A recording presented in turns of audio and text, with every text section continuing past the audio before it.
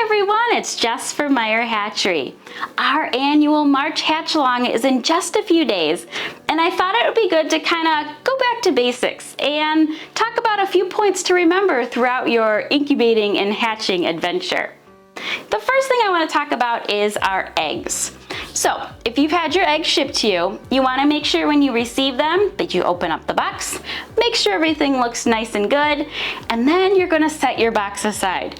I know, it's hard to wait, but you want those eggs to rest for 24 hours. This is going to allow the egg to settle after its journey and come up to room temperature before we put it in the nice warm incubator.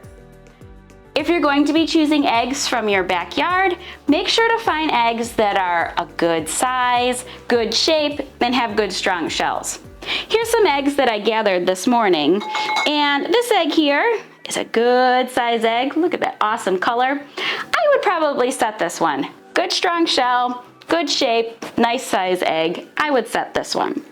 Now, I have a new layer that's been laying these long skinny eggs that look like this. And although this looks really cool, I wouldn't set this one in my incubator. You want to give your chick the best chance possible, and in a skinny egg like this, although it might hatch okay, it's not the optimum house for a developing chick. So I'm gonna save this one for a recipe. Another thing that I do before I put my eggs in my incubator is I candle all the eggs. So it's kind of the last step before they go into the incubator. I'm checking to make sure that my egg shells are nice and thick and consistent, and I'm checking for any cracks. You don't want any cracks in your eggs before you set them, or when you set them in the incubator. A crack in the egg can actually lead to an egg exploding. I know, ugh, it sounds disgusting, and it is. I've only had it happen once, but ugh. So you want to make sure you don't have any cracks, because if an egg opens up in the incubator, it can open up all those other eggs to bacteria, which you do not want.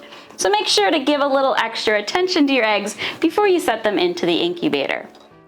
Now, we're gonna kind of go backwards a little bit here. We're gonna rewind time a little bit. So with our incubator here, I like to start mine about 2 to 3 days before my hatching eggs arrive. So I look at when my hatching eggs are supposed to arrive, count back a few days, and that's when it's time for me to get my incubator out and get it ready. I like to run it for a few days to make sure that it is the proper temperature, the proper humidity, my turner's turning correctly. Just make sure everything is perfect before I put my hatching eggs in. You want to make sure to give your incubator a good cleaning. So I like to use these disinfecting wipes here, which I'm going to use here shortly, and I'm going to wipe everything down. Especially the trays where the water goes. Anywhere there was chicks last time, I wiped down that tray, wiped down my turner, wipe down the top of my incubator.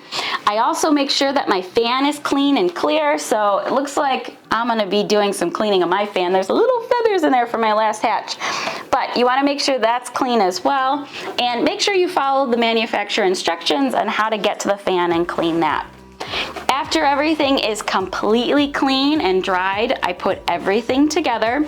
I put the proper amount of water in my incubator for my particular model that I have here. I put the lid on and I allow it to run for a few days, keeping an eye on the temperature and the humidity and adjusting as I need to. Another thing that's really important to remember is you want to set your incubator in the right location. So right now it's wintertime here in Northeast Ohio, so I'm not going to set my incubator anywhere it's going to be cold. So I have an interior place in my house that is away from windows and drafts, and it's going to allow the incubator to be at the proper room temperature. You don't want to set your incubator next to a window where there's going to be a lot of cold air, or on a porch, because your incubator is going to have to work really hard to keep the temperature where it needs to be, and it could even turn off. Some incubators will turn off below a certain temperature in the room. So make sure you're finding a good, nice place to put your incubator. These few simple tips are going to help you work towards the most successful hatch possible. If you have any questions, be sure to let us know in the comments below. Also, make sure to check out our description below for some more articles and tips to help you with your hatching journey.